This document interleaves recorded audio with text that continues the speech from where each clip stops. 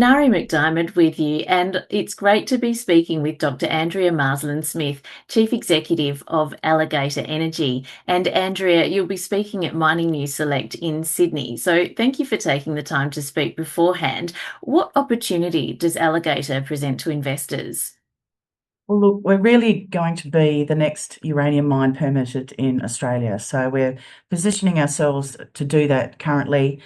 Um, we're in the right jurisdiction in South Australia that supports uranium mining and exploration. We're having 5 mines in operation already. 4 of them are in situ recovery mines.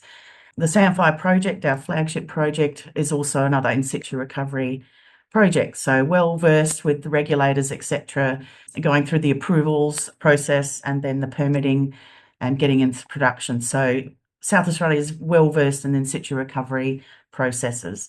Look, we've got great mineral resource expansion potential. Only 30% of the area that we think are prospective for in situ recovery resource expansion has been tested by any drill hole. So we've got about a 70% upside in the area that we hold of prospective ground still to explore. Lastly, it's really the team. So we've been looking at restructuring and we're in part doing that and nearly finalised the restructure such that we can take this project through to production.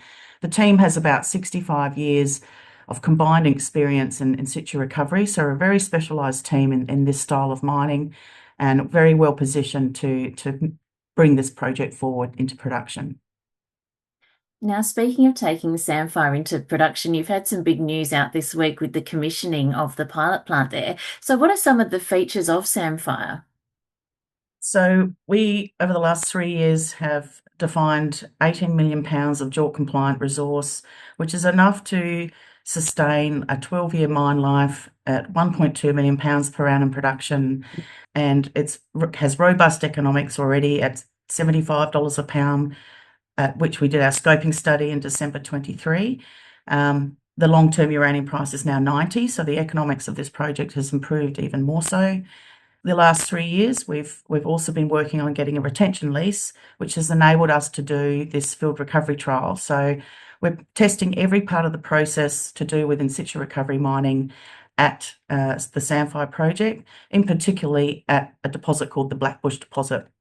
There's another small deposit called Plumbush, which is still at the prospect level, but we're about to focus on that in the coming year to start bringing that into JORC compliance. So there's upside there again in terms of the mineral resource estimate. And we're also hoping then to aggressively drill in between those two areas. There's about 5 kilometres in between, again, not tested by any drill hole. So we're really hoping some good news flow through our drilling campaign, our field recovery trial, and also the results of the field recovery trial will dovetail into a bankable feasibility study that we're targeting to have completed by February or Q1 next year. Well, you've touched on also the prospectivity there at Samphire, and you've also got the Big Lake discovery as well. So you're well funded. You've got about 20 million in the bank at the start of this year. So what's your focus in the near term, Andrea? So just on top of that $20.5 million, we've also got 7.5 million coming in from our divestment of our Northern Territory tenements to DevEx. So that again will bolster the balance sheet there to help us, A, finish off the field recovery trial, which will be completed in about June. B, keep drilling, aggressively drill, not only extension of the existing resources, but start in the wider area exploring, looking for new resources. The next one will be BFS, finish that off Q1 next year. We're kicking off mining lease applications as well this year, so that's another activity that those costs are going towards. And then we're also going to get on ground at Big Lake next month and recommence our exploration drilling there. So a busy few months and a good stream of workflow and news flow coming through. Well, longer term, Andrea, what does success look like for Alligator?